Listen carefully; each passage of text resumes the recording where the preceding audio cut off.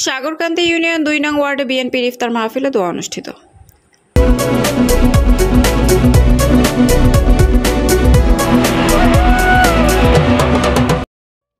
আসসালামু আলাইকুম। এডিপি বাংলা সংবাদে সবাইকে স্বাগত জানাচ্ছি সুমা আহমেদ। নিজস্ব প্রতিনিধির পাঠানো তথ্যচিত্রে দেখুন বিস্তারিত। পাবনা সূর্যনগর উপজেলা আমিনপুর থানায় সাবেক সংসদ সদস্য ও বিএনপি নির্বাহী কমিটির সদস্য অ্যাডভোকেট একেএম সেলিম রেজা হাবিবের নির্দেশে সাগরকান্দি ২ নং ওয়ার্ডের বিএনপি কর্তৃক আয়োজনে সাবেক প্রধানমন্ত্রী দেশনেত্রী বেগম খালেদা জিয়ার রোগমুক্তি কামনায় দোয়া ও ইফতার মাহফিল অনুষ্ঠিত হয়।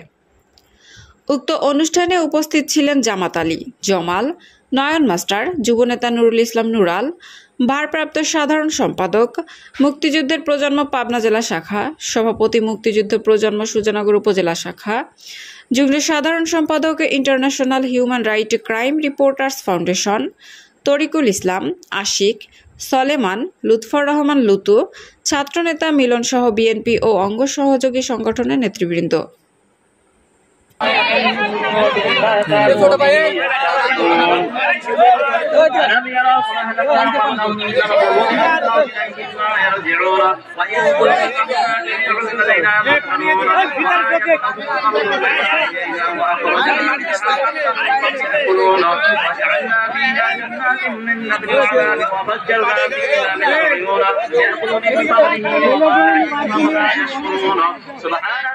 خلق الأزواج كلها مما تنبت الأرض أنصرنا لا يعلمون وآية لهم الليل نسلخ منه النهار وإذا هم مظلمون